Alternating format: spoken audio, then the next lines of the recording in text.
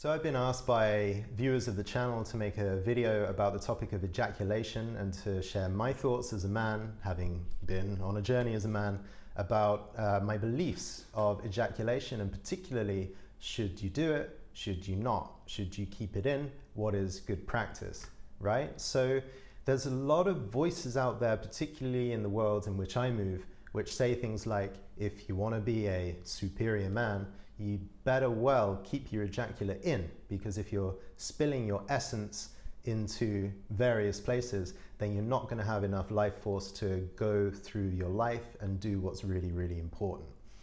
And so I'm going to give 4 little takes on this question, this inquiry, and this kind of cultural mentality that's brewing in this day and age. And the first one is, really try it out for yourself. Is it true that if you retain your semen, you're going to gain some kind of superior superpowers, and it's going to enhance your life in many, many ways?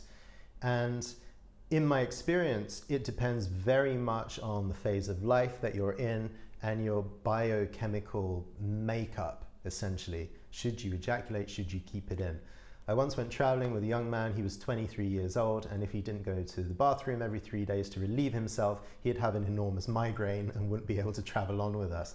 So it was basic self-care for a younger man to liberate his body from a lot of excessive built up tension and ejaculate, sperm fluid, and the whole energy that goes with that. On the other hand, I noticed myself over the last few years, going into my mid-30s, and now I'm 40 years old, if I do lose a significant amount of essence, then I do notice that there is a real draining in my capacities for the next 2, 3, 4, 5 days. My mood decreases. Rather than being sharp, I'm kind of fuzzy in some strange way. When I go to write, I maybe just care less. In fact, my being, my spirit, is capable of being less erect, essentially, and I'm unable to really burst my power as a person out into the world. And I know that if I withhold and keep things in, there's a much greater sharpness and lucidity. Now, what's interesting, because I know very much the experience of being drained down to the bottom, and I know also the experience of retaining my semen for months at a time and moving through life with that added vigor. I kind of know the scale, and it's an effect on life force, on energy, on consciousness that I wasn't really able to discern before I meditated a lot. So now that I meditate, I really feel the difference in my energetic makeup when I've ejaculated recently or not. So like I say, try it out for yourself, be your own scientist, be your own magician in this regard, and you'll discover what's right for you at this point in your life. Now, the second thing I want to say on the topic is that it's a really, really worthy initiation that every boy at some point, early 20s is a great time to do this, but whenever you discover this realm of self-exploration is when you can get to it. But I think there has to be an initiation from boy to man where you hit a particular age and you decide to do a celibacy break. So you decide to withhold your ejaculate for 21 days, or for 42 days, or for 60 days, or for 90 days, just to see if you can do it as a rite of passage. And of course, if you've just graduated out of being a teenager, it might be like, what, 2 days without being able to relieve myself? That's nuts. I'm never going to be able to do it. So imagine the victory of will and dedication and perseverance that you will have over your compulsive, addicted, more animalistic self if you can retain your semen and not ejaculate. It's a huge victory of mind over matter. And I think if you've done this as a young man, say you've succeeded in a 90-day challenge 3 times, you can really beat your chest and feel good. Wow. All the biological drives in my body, my entire chemistry was like wanting to explode. But on a number of different occasions, I managed to withhold for 50, 60, 90, 100 days. If you can do 100 days, that's amazing. I'm not sure that if after 100 days, 200 or 300 days is going to do you anything better. Of course, be your own scientist on the matter and you come back and tell me. But I think this is a great way. It's like running a marathon or climbing a mountain. You can prove to yourself that you're much bigger than your impulses. Now, of course, a 90-day challenge or even a 21-day challenge, which I recommend you start off with, is not easy at all. The question is, what do you do with all the energy? You know, it builds up and it stagnates in your pelvic region. And how do you get that out? Because if it's not coming out through ejaculation, it has to go somewhere. And so that energy can very easily just sit in your pelvic region and drive you crazy. I mean, this is the reason why men ejaculate in the first place, because there's such a buildup of energy that cannot spread through the body. It becomes uncomfortable. And this is why being sexually aroused for a lot of men is actually a form of irritation that they would rather not have. They look at a beautiful woman, they feel arousal, they definitely know that there is a thing called sexual desire happening, but the overall feeling of the sexual desire is one of irritation. And you know this, that if you ever, walked her to her bedroom door and then she closed the door on you and said, no, not tonight, maybe another day, and you felt angry and irritated that your whole body was now prepared for sex and an ejaculation, and then it was rejected. It's like, what do you do with that force of energy that's built up? That's why men get really frustrated when they're knocked back from sex kind of near the last minute from women, because it's like, well, yeah, maybe I've got like an ego story that's playing into me wanting to sleep with you right now, and that feels hurt, but there's also just the sheer energetics of my pelvis is like full of fluid and ready to go. What do I do with this now? So if you're withholding your ejaculate for an extended period of time, you want to make sure that you have a good body practice to go with that. And there are some body practices you can do from Hatha yoga, 2 or 3 yoga poses, which are engineered to bring energy up the body. And also on my LOTM course, I introduce a number of opening and relaxing practices that allow highly charged, concentrated areas of sexual energy to diminish and spread through the body as well. So you better make sure you're armed with something, otherwise your 21 days is going to feel, it's going to be crazy, and it might distract you from doing anything else in your life for the period of time that you're practicing continence, other than just, looking at the clock and counting down to when you can actually go out and spurt again. Now, the third piece I want to say on the topic of ejaculation is beware of dogma. Be really aware of the dogma out there into the world. And so I spent many, many years trying to make sense of what was the best thing to do with my ejaculate. What is the good life? How do I live at my best and be my most productive, most loving version of myself? And how can retaining or ejaculating my seed contribute to that or not? And I didn't know, right? And I've been in a couple of different tantra schools where they said, don't ejaculate ever. Start with a 21-day non-ejaculation test, then go to 42 days and build up so that you never do it, except in those moments in your life where you want to have children. That's it. So it's a super hardline dogma on don't ejaculate. Now, is that going to make me awaken and become an enlightened being sooner? Maybe. That's a hell of a multi-year journey that we're considering right here. But what I do know is that this is a dogma and it's a constriction, and the words of a teacher or a guru can get stuck in your head as an explorer and a practitioner, and you can take that as gospel without finding out for yourself. You imbibe their rules of ejaculation and you take it as gospel, and you never check out if it's true or not. Is it true that never ejaculating ever, unless you want to have children, is the optimal way to grow as a man through life and ultimately become awakened? I don't know. What I have discovered by being a rigid, dogmatic non-ejaculator is that, say I'm in the midst of a 90-day challenge, I'm like really getting into this, I'm really proud, I've hit day 45, and I've not come alone, I've not come with a female partner, and here I am with a lover all of a sudden. Obviously, I'm more attractive to women these days because, you know, I'm retaining my energy. There's a sharpness in my presence, but there's also a kind of visceral thrust in my body. I've got a good combination going on for attracting women. It's day 45. They're coming towards me. They're sticking to me like glue. And I'm in the middle of making love, and it's the most wonderful, melting, passionate, heart-open experience. And all of a sudden, I feel myself in the midst of that cross the point of no return, and my eyes kind of open.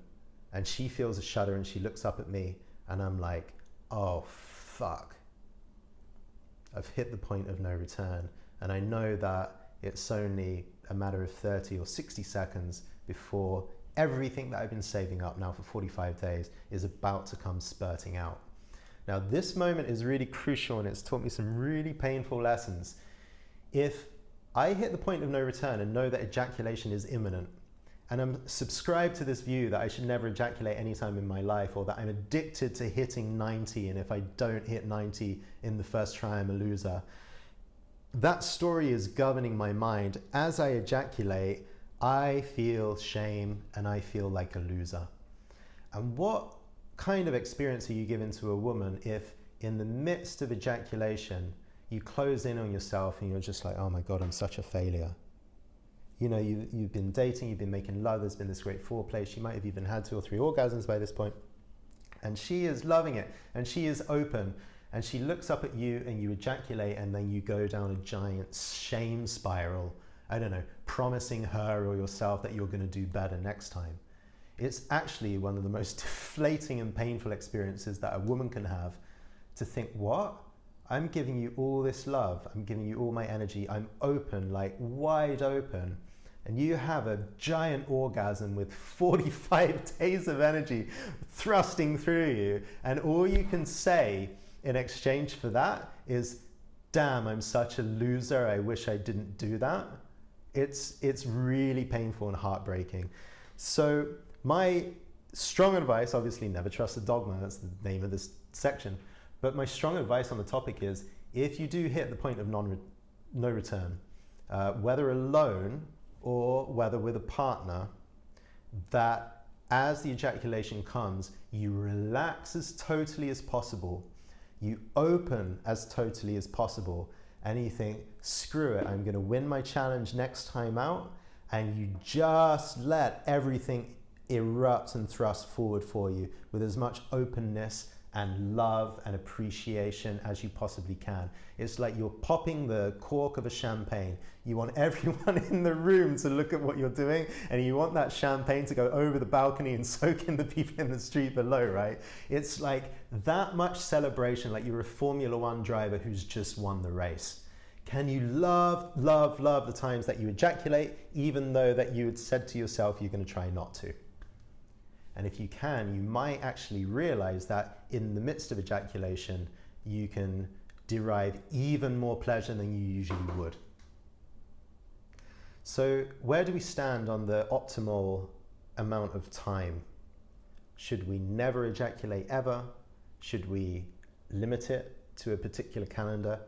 I've found over the years that the Taoists, some of the Taoists from ancient China had a really good view on that, and that they say when you're in your teenage years, you should ejaculate once every X amount of days. In your 20s, maybe once every 4 days. In your 30s, once every 8 days. In your 40s, once every 16 days.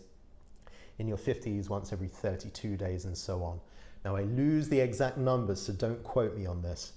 See if you can track down for yourself the table, but there seems something very, very mature and sensible about that. Yeah, I'm going to try and ejaculate as little as possible, but I'm going to try and understand my psychobiology and see if I can find the optimum number for ejaculation throughout my life. And you may get to a point where you can even throw away the mental schema and the number and just be like, yeah, my body kind of needs this and craves this right now, or actually my body fancies ejaculating, but I know it's like, it's a little bit of an addiction, kind of, I just want to get this discomfort off my chest. I'm a bit addicted to the feeling of the high. I should better refrain from doing that for a couple of days. It's like you're almost like a nature tracker, you know, walking in the footprints of your libido, sniffing for what is the wisest thing to do with your seed and your energy at this particular moment of your life. So finally, I think it's worth saying a few things about conscious practices for masturbation. And if you find yourself in a little bit of a spiral of addiction where you're using porn, and particularly if your body shape is kind of hunched over like this as you masturbate and ejaculate, if you're sat kind of at a 90-degree angle with your legs like that and your back like this, you don't have a lot of room in here for sexual energy to spread. So when I teach different conscious masturbation, self-pleasuring practices for men with the express purpose of expanding the zone of orgasm and being able to relax more and have male orgasmic energy fill up your body in a more satisfying way. One of the things that I do is get you to slowly decompress your body posture so that you can have more openness, more sensitivity throughout your body as you practice. So what you can do online is you could have a look for porn yoga. So if you're watching a lot of porn, the porn yogis are watching porn, but they're standing up and they're mixing up, touching their genitals with touching other areas of their body as well. So kind of training the body that it's actually the whole thing is an erogenous zone. It's not just your penis and your balls that are. So that's an interesting thing to go and check out. And then in my own program, LOTM, that's Lover, Outlaw, Trickster, Magician, I have a few different sexual energy practices that you can use to cultivate both the amount of sexual energy in the body, but also the amount of relaxation in your body, which is what allows your sexual energy ultimately to spread. So what I'll say about this, if you are in LOTM right now and you're practicing this, if you feel a little bit like you are hungry for a release and you talk to yourself and you say, yeah, I'm just going to go and do a self-stimulation, conscious masturbation practice, watch out, because you might try and take yourself over the edge because you're really hungry for the orgasm. Not that that's a bad thing though. Obviously, I would just encourage you to relax as much as possible if you do pass the point of no return. But what you can do is start off with any kind of mindful body-based practice for 10 or 15 minutes, just to drop your mind into your body first, start bringing alive relaxation and sensitivity in your body, and start feeling yourself as engaged in a particular mindfulness practice. If you do a good introductory one, like movement koans, for example, or a centering practice, or even 10 minutes of breath work with some hip and pelvis opening, it's going to train your mind to understand that you're engaging with your masturbation and your sexual energy in a way that is supposed to be mindful. So you lay on your bed, you don't use porn, you could put on some music, you can set the timer, it's over after 20 minutes, you know, whether you ejaculate or not, and then you can engage in your personal conscious masturbation practice, learning how to spread the energy throughout your body without so much risk of being addicted to the release. So those are my thoughts. It's much loved and long-awaited topic. If you want to continue and do any work with me, look through my channel. I've got a ton of videos on different related topics right now. My LOTM program is in the links below, and also if you need to book a session with me and pick my brain on any of this stuff, I do have some availability right now in my coaching calendar. Thanks for watching. I'm Jordan. Hope to see you on the next video.